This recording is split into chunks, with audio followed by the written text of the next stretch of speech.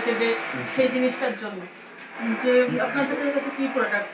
এই দেখুন, এই যে আমাদের কিশলয় হেয়ার টপিক বায়োটিন গান।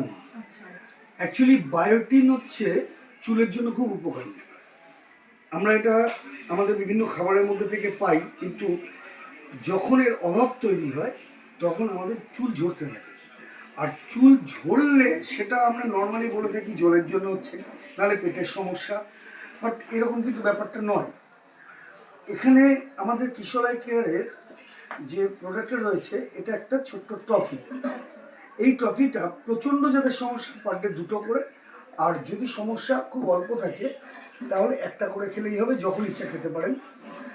এর মধ্যে কি আছে দেখুন, এতে রয়েছে হচ্ছে বায়োটিনের সাথে সাথে কোলাজেন পেপটাইড আছে, ভিটামিন ই আছে, ভিটামিন সি আছে। বায়োটিন আপনার চুলের মানে গ্রোথটাকে ঠিক রাখবে, চুলকে শক্ত করবে এবং সফট করবে, আর চুল ঝরাটাকে বন্ধ করে দেবে। গোড়া শক্ত হওয়া মানে চুল ঝরাটা বন্ধ হয়ে যাওয়া।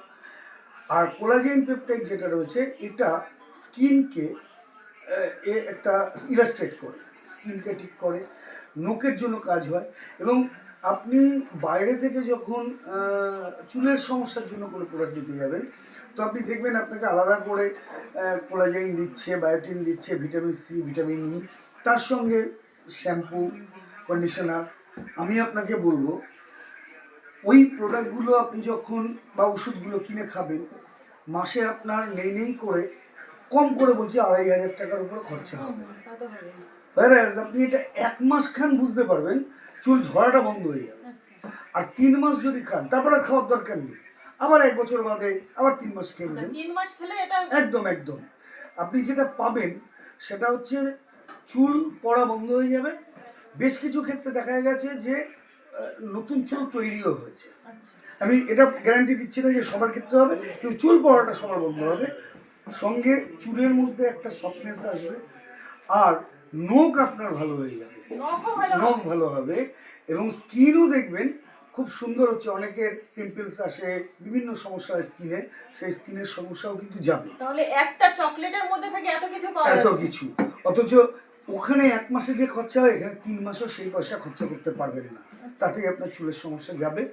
একবার ব্যবহার করে দেখুন, ভীষণ। যারা টাক পড়ে যাচ্ছে, যেটা চুল, হ্যাঁ, যদি একদম মসৃণ হয়ে গেছে তাহলে সে এখানে আমরা কখনোই বলবো না, হলো আলাদা ব্যাপার, কিন্তু আমাদের তরফ থেকে টাকে চুল গজাবার কথা বলছি না।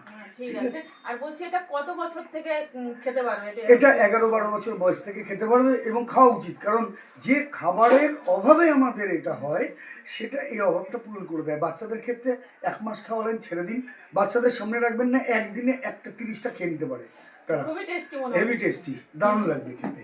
ওকে, ঠিক আছে, থ্যাংক ইউ, ধন্যবাদ।